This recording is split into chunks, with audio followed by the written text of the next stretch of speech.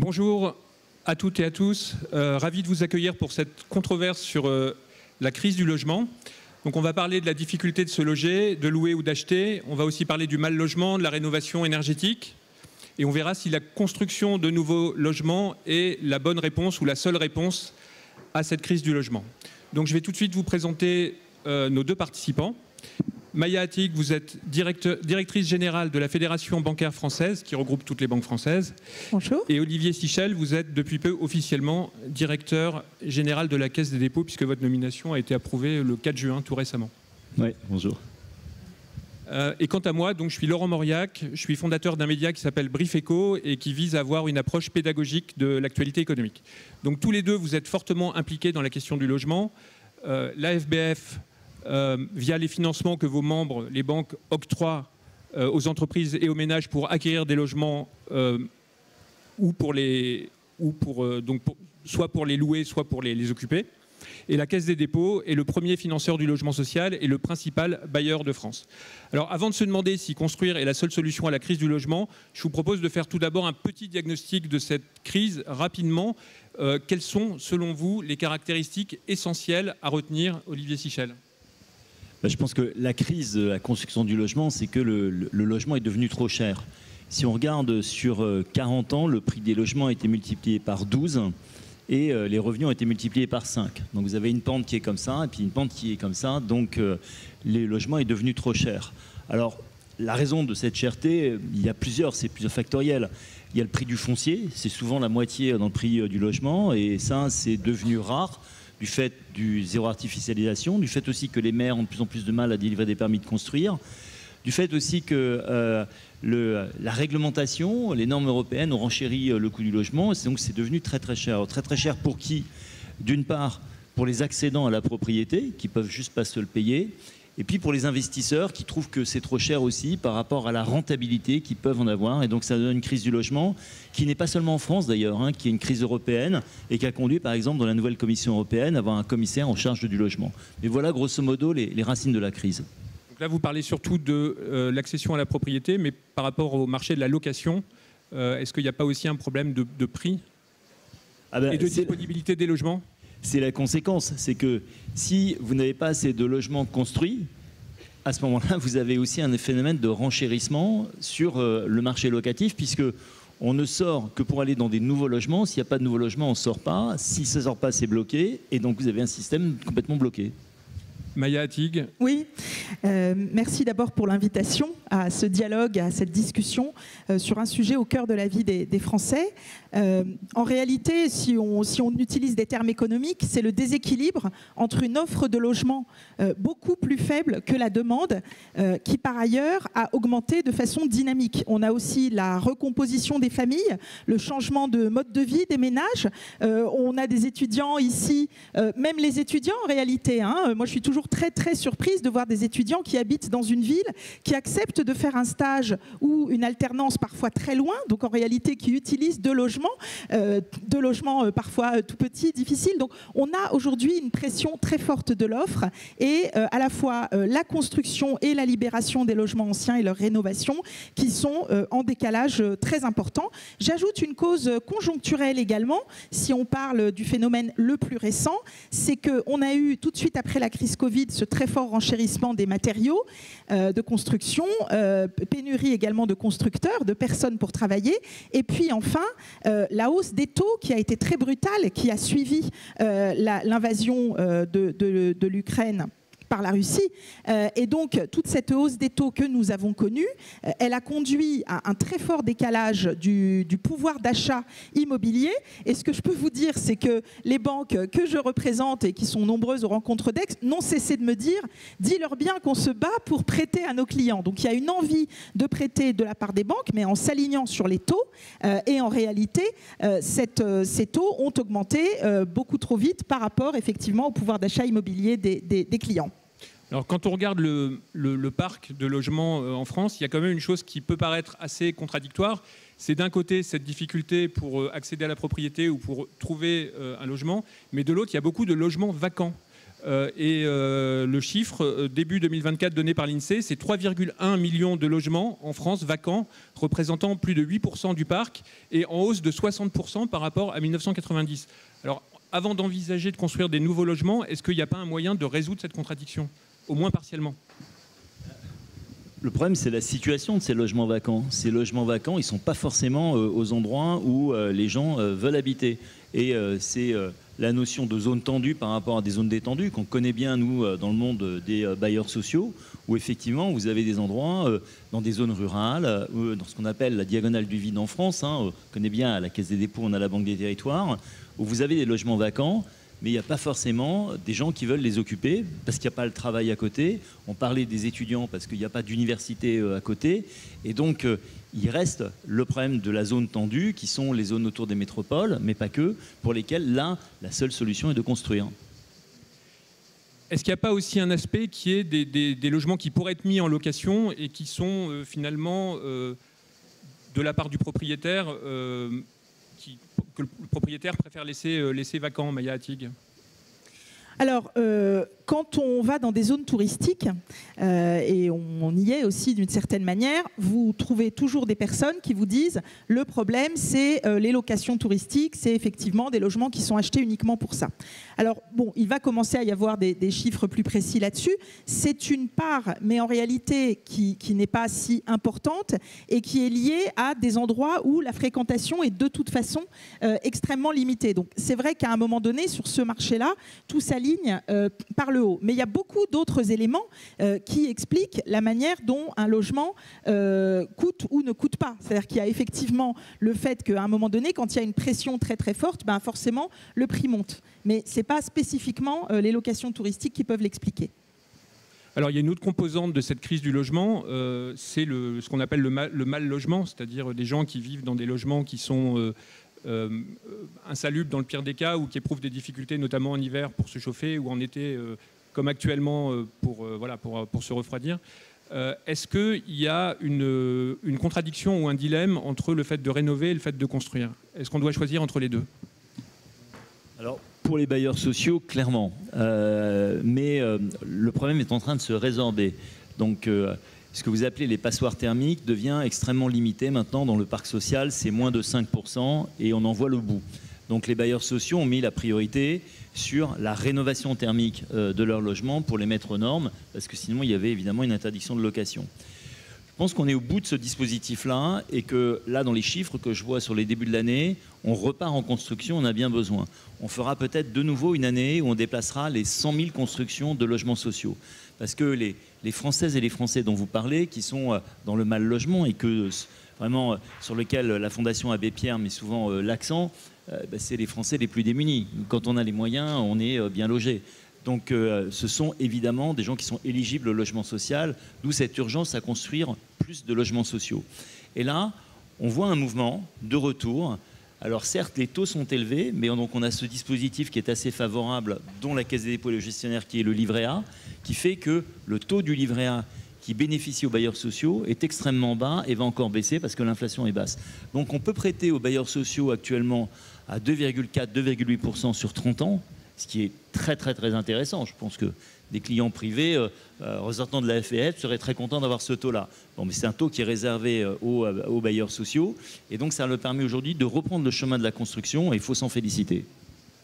Maya Attig, est-ce qu'il y a des dispositifs qu'on peut imaginer pour faciliter la... Oui. Alors, en tant que financeur de 1300 milliards d'euros, le crédit privé immobilier en France, le crédit résidentiel, d'ailleurs je dis privé, mais en fait il couvre aussi une partie du logement social, souvent en partenariat effectivement avec la Caisse des dépôts, il y a des banques qui financent aussi le logement social, c'est 1300 milliards d'euros. Donc en fait, ce crédit résidentiel, il couvre 30% des ménages en France, et parmi les ménages qui ont acquis récemment leur résidence dans les 3 dernières années, 80% ont eu recours au crédit. Donc, évidemment, la profession bancaire s'intéresse au premier chef au logement et essaye de couvrir, de voir comment on peut imaginer des parcours résidentiels. Parce qu'on le voit bien, une personne qui est très mal logée dans de l'insalubrité, elle va chercher à accéder à un parc social. À un moment donné, elle va vouloir passer dans un logement locatif privé, peut-être accéder à la propriété, etc. Et donc, c'est très important de s'intéresser aux différents éléments de la chaîne. Donc, on a fait des propositions à la fois pour que les dispositifs aujourd'hui d'accession au logement soient mieux calibrés sur le territoire. On a un énorme sujet de zonage parce que les sujets sont revus en réalité de façon trop irrégulière et donc on va considérer comme zone tendue ou détendue des zones qui ne le sont plus. Donc il y a une mauvaise allocation, je dirais, des aides publiques. Donc on a fait des propositions pour revoir le zonage du prêt à taux zéro. On a fait, s'agissant de la rénovation, beaucoup de propositions sur l'articulation entre l'éco-PTZ et MaPrimeRénov', justement, pour faciliter les démarches qu'ont à faire les propriétaires. Ça, c'est sur la partie accession au prêt, d'une part, et puis à la rénovation. On a fait également des propositions, mais avec beaucoup d'autres spécialistes du logement, sur le statut de bailleur privé. Et là, on en parle, et le ministre, je crois, a fait des annonces récentes. Le statut de bailleur privé, c'est ce qui permet de sortir de la logique aujourd'hui de beaucoup d'investisseurs locatifs, qui est « je vais attendre de voir si le prochain prêt qui porte le nom d'un ministre va être mieux ». Alors, on connaît tous les noms des ministres successifs parce que les logements portent le nom du ministre. C'est complètement anormal et je crois que c'est très très sain aujourd'hui que les décideurs publics parlent d'un statut du bailleur privé et non pas de l'idée d'apposer leur nom. C'est-à-dire un statut qui serait stable, ce serait ça la nouveauté ? Absolument, c'est la clé. Et la stabilité à la fois des aides, la stabilité des statuts, du type de soutien fiscal et la stabilité également des normes de construction, on en a parlé tout à l'heure, c'est tout à fait majeur. Aujourd'hui, ce qu'on voit dans les banques, c'est que les personnes qui hésitent à sauter le pas de la rénovation, pour parler de la rénovation énergétique, les personnes qui hésitent à sauter le pas de la rénovation, c'est parce qu'elles se disent, est-ce que c'est bien ce matériau-là qu'il faut utiliser ? Est-ce que c'est bien ce geste de rénovation-là qu'il faut faire ? Voilà, donc je crois que la stabilité, c'est vraiment le maître mot pour que tous ces Français puissent accéder à un logement de qualité. Alors justement, vous parliez du parcours résidentiel, c'est-à-dire en fait, si je comprends bien, le parcours résidentiel, c'est d'abord je suis locataire et puis ensuite j'accède à la propriété, voilà, si quand je veux. Est-ce qu'il n'y a pas un phénomène de gens restant de plus en plus longtemps en location et finalement qui bloquent aussi dans la mesure où ils ne basculent pas dans l'accession à la propriété? Est-ce qu'il n'y a pas un phénomène aussi de congestion? C'est-à-dire qu'en fait, les gens restant de plus en plus longtemps dans leur logement, ils ne libèrent pas les places qui étaient disponibles avant pour des nouveaux locataires. Exactement, c'est le diagnostic, c'est le bon mot, congestion, ce qui se traduit par, selon l'USH, 2,7 millions de Françaises et de Français qui ont déposé un dossier pour avoir un accès au logement social. Je vous rappelle, on en a construit 100 000 l'an dernier, donc on voit bien qu'à ce rythme-là, il faudrait 27 ans pour résorber la crise. Mais pourquoi il y a cette crise-là? C'est qu'il y a peu de places qui se libèrent. Les places ne se libèrent pas parce qu'il n'y a plus de place dans le logement locatif. Et donc aujourd'hui, on a des taux de turnover chez les bailleurs sociaux qui sont les plus bas historiques. Les gens n'ont plus les moyens d'accéder à la location parce qu'il n'y a plus d'offres, et encore moins à la propriété parce qu'il n'y a plus d'offres ou que c'est trop cher.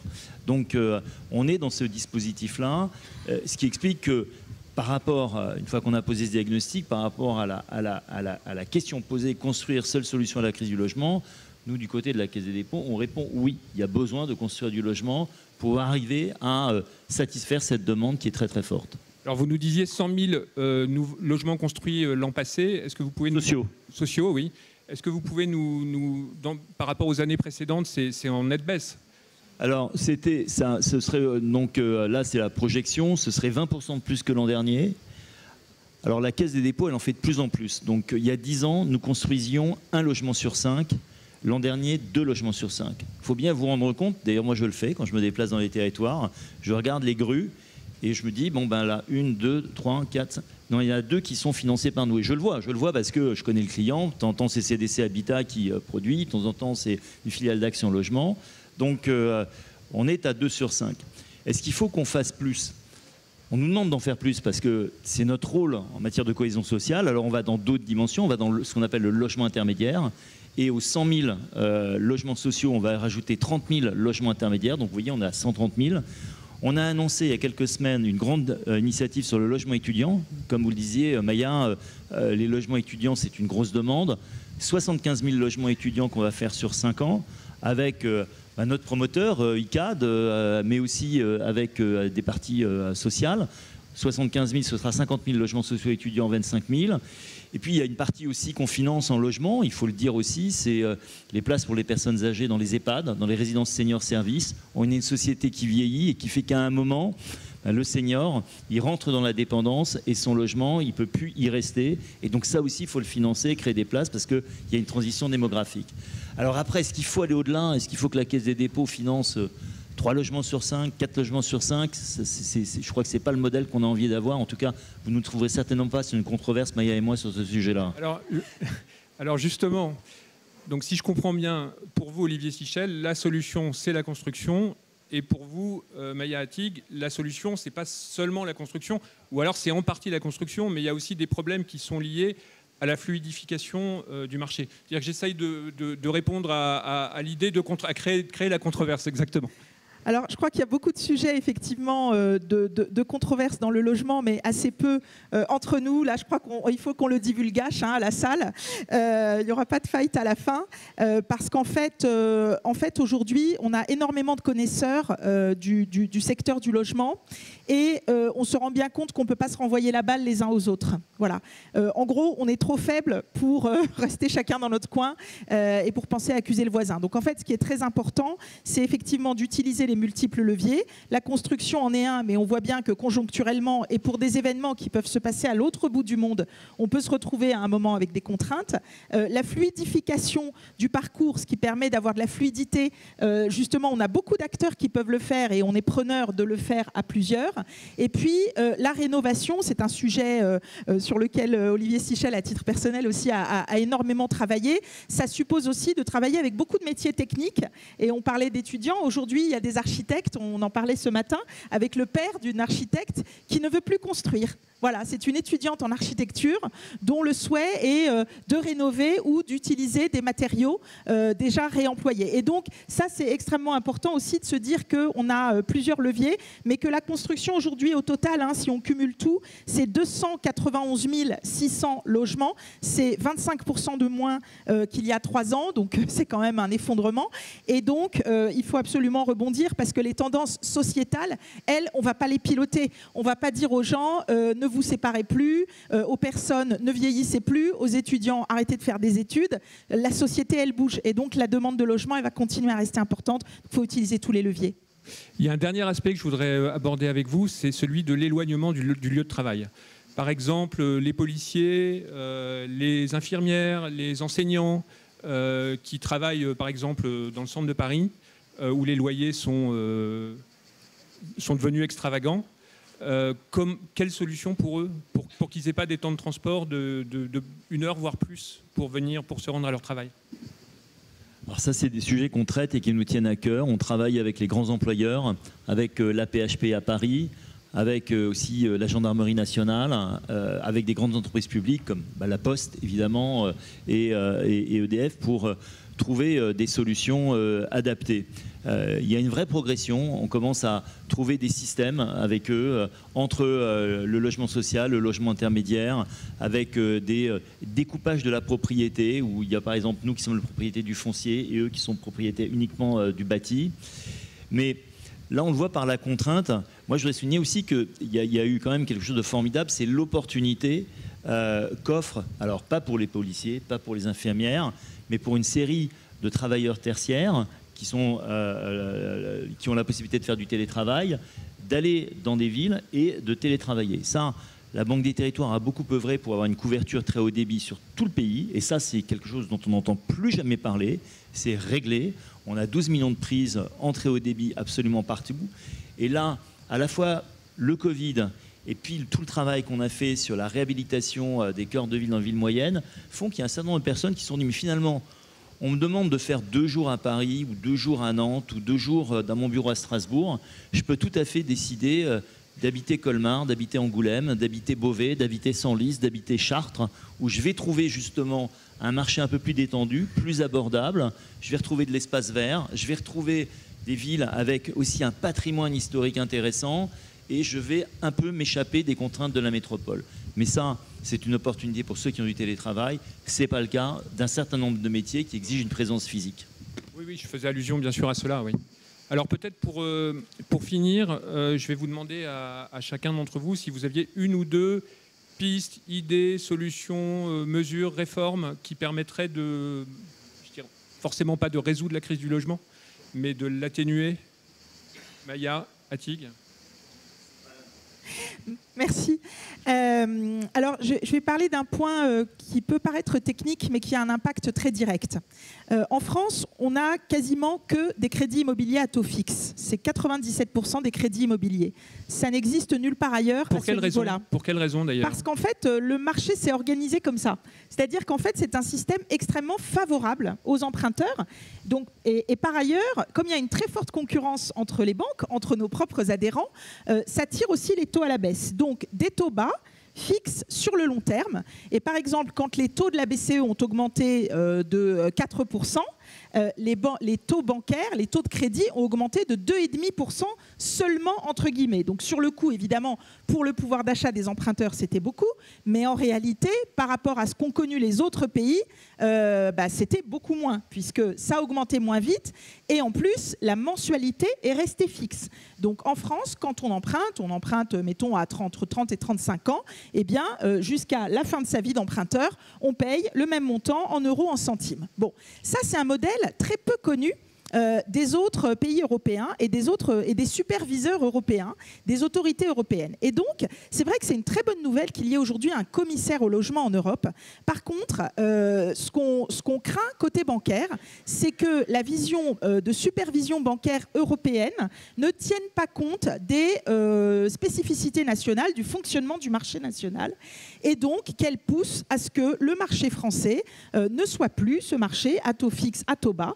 Ce qu'on constate, et ça vous ne le savez pas, vous clients, et heureusement, mais il y a aujourd'hui de plus en plus de contraintes à l'intérieur de chacune des banques, de plus en plus de contraintes de gestion de ces crédits, parce qu'ils sont vus comme, je dirais, entre guillemets, trop favorables aux emprunteurs qui ne prennent pas le risque de taux sur la durée. Et donc vraiment, ce qu'on espère, c'est que ces contraintes vont se détendre. On a quelques signaux, justement, par exemple sur le logement social, où on a eu une petite amélioration toute récente qui date d'hier, mais il a fallu vraiment batailler pour expliquer comment fonctionnait le logement social en France. Voilà. Donc c'est des sujets techniques, mais c'est très important d'avoir un commissaire européen qui respecte quand même les spécificités des différents pays et qui ne crée pas de surcontraintes en fonction des spécificités de chacun.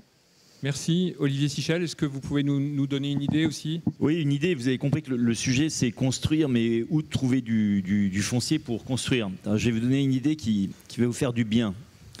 J'étais la semaine dernière à Grande-Synthe. Grande-Synthe, c'est dans la banlieue de Dunkerque, et c'était vendredi dernier, et il y avait un petit vent frais. Vous voyez, on était dans le nord, on n'était pas du tout à Aix-en-Provence. C'était vraiment, cette fraîcheur était absolument incroyable. Super Dunkerque. Et donc, rien que d'y penser encore, j'ai cette nostalgie. Mais à Grande-Synthe, vous avez une très grande zone commerciale.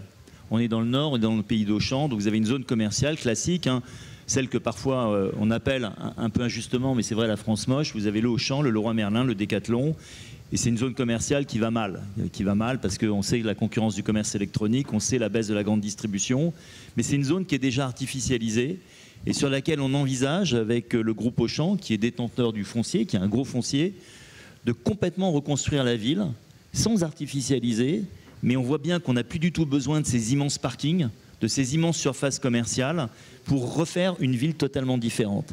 Et là, vous avez à la fois les habitants qui veulent habiter là, et Dunkerque est en plein développement avec Vercors, avec le développement du port, et il n'y a plus tellement de foncier disponible, mais on peut réinventer la ville, et ça, c'est des choses que l'on fait avec ICAD, avec CDC Habitat, de transformer la ville, et si à terme, on peut à la fois recréer du logement, et puis se débarrasser un peu de ce qu'on appelle la France moche, ben on aura réussi sur 2 tableaux. Donc c'est construire sur un endroit où on est... C'est construire, pas sur un endroit vierge, mais sur un endroit qui est déjà construit. D'accord, très bien. Merci beaucoup à tous les deux.